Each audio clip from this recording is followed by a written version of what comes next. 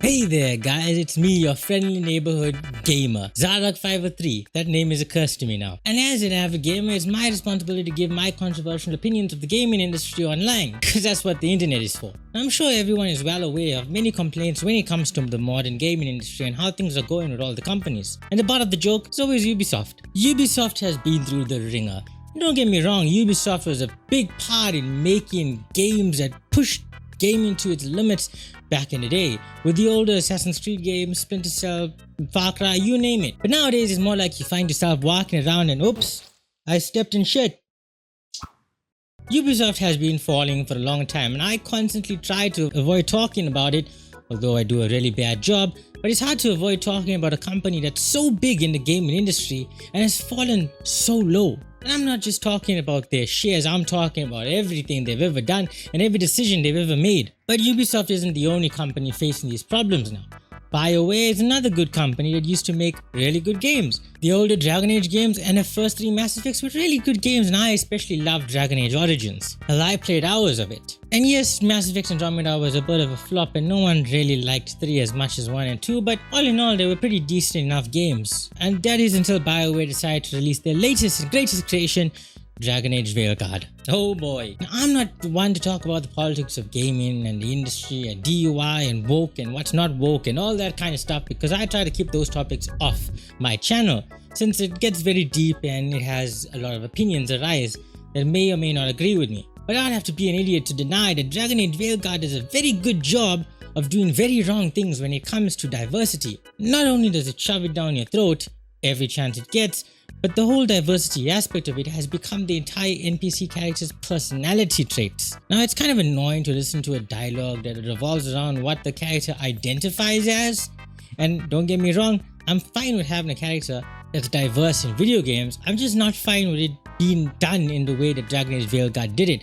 I don't even think the actual people who want that in all video games like the way that Dragon Age Veilguard did it. Actually, I may be wrong about that. There are some idiots out there. And I'm sure all of you have seen a bunch of cringy scenes from Dragon Age Veilguard, which I'm not going to show on screen because again, it's cringy, it makes me want to vomit. But just because Veilguard does all these things and shoves all these things down your throat, it doesn't mean that it's a bad game in terms of gameplay and combat and everything else. It's still a Dragon Age game, right? You can listen to me. This is an opinion of a man that's of perfectly sane mind.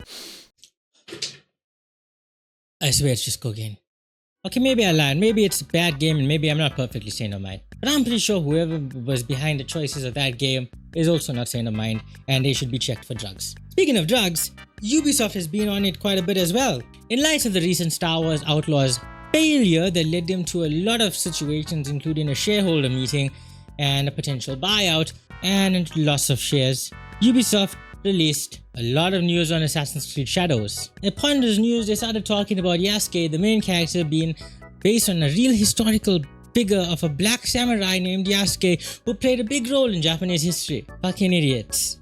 Then to top it off, they released a statue with a broken torii. I'm sure all of you already heard about this now. I'm not going to go that deep into it. The point is they made one stupid decision after another that led them into controversy. And it's beyond the fact that Assassin's Creed Shadows has constantly been delayed. It was supposed to be released last year, then it's supposed to be released this February, and now it's to release in March. Unless we come in March and then they say, hey, you know what, you get it in December time, you better pre-order that game or subscribe to Ubisoft Plus. Now you'd think that would be the end of Ubisoft really dumb decisions. But no, amidst all this controversy that they've been facing, they also shadow dropped an NFT game. Who would have thought that would happen? What? You thought that? Okay, never mind, he thought that would happen. Now the Ubisoft buyout is kind of on pause because of an internal conflict to decide who has major shareholder control basically. I don't really know how it goes. Again, I don't really get into the politics. I just, say my piece. Moving away from the obvious downfall of Ubisoft that everyone's talking about, let's talk about something else. Xbox. Microsoft is the one company I'm a little proud of in the modern gaming space because Microsoft is now putting their games on other platforms, which is something many Xbox fans said would never happen. And me, I was there as a supporter. Let it go, let it happen. Put your Xbox games on all the platforms because people will love that. We don't care about the console wars. It's 2025. Just move on. Now companies like Sony struggle to do that. They release a couple exclusives on PC, not Xbox. And as for Nintendo, well, I'm not going to say Nintendo should do that. I'm not going to say they're bad for not doing that because I don't want to get sued. I love you, Nintendo. Please don't come after me.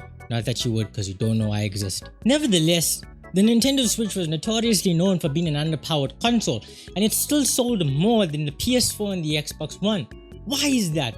Because the games were damn good. Now sure, there are lackluster games like the new Pokemon games, but there were a lot of the Nintendo games were excellent games regardless of the lack of power. So you would think a company like Ubisoft or BioWare, whose main focus would be on developing games and not consoles as well, would be able to make decent games. That is the job of any studio and any developer, is to make good games. Video games are an art form whether people care to admit it or not, especially video game haters. Just like any media, video games tell stories, they show an art form where it's stylized or realistic doesn't matter. They also put you in an experience you can't otherwise experience in real life. Now in the case of games like the new Assassin's Creed and so on, yes, you are experiencing something. That experience is torture. I would rather play a 5-minute, 10-minute game that really caught my attention than play a 60-hour game that left me with no fulfillment and had padded content. Having a lot of content is not what makes a good game. Having content that is good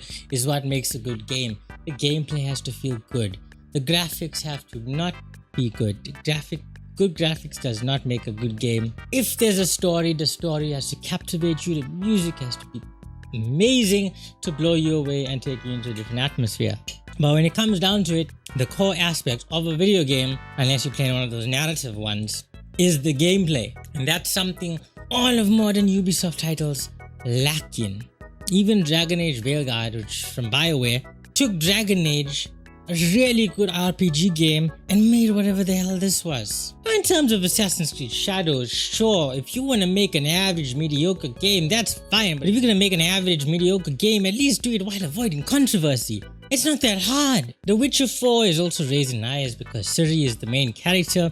Some people call it woke, some people look forward to it. I don't know about that. What I'm worried about is the gameplay. The graphics look great. Everything about that trailer looked great, but the fact is, The Witcher 4 is a CD Projekt Red game, and the last game CD Projekt Red made was Cyberpunk 2077, which I looked forward to for 10 years, and then I cried like a little girl when it released. Now some could argue it's a slightly better game now after the patches, but I still think it's a bore fest for the main story. And not to mention that there's a bunch of employees that left CD Projekt Red to start their own studio who was actually making a good looking game called The Blood of Dawnwalker. It leaves me really skeptical to wonder about what The Witcher 4 will actually turn out to be like. At the end of the day, no one really cares as much about those games as they do GTA 6. But imagine if GTA 6 was released and it was as bad as all the other new video game releases, and it ruined an entire franchise. It'll be abysmal.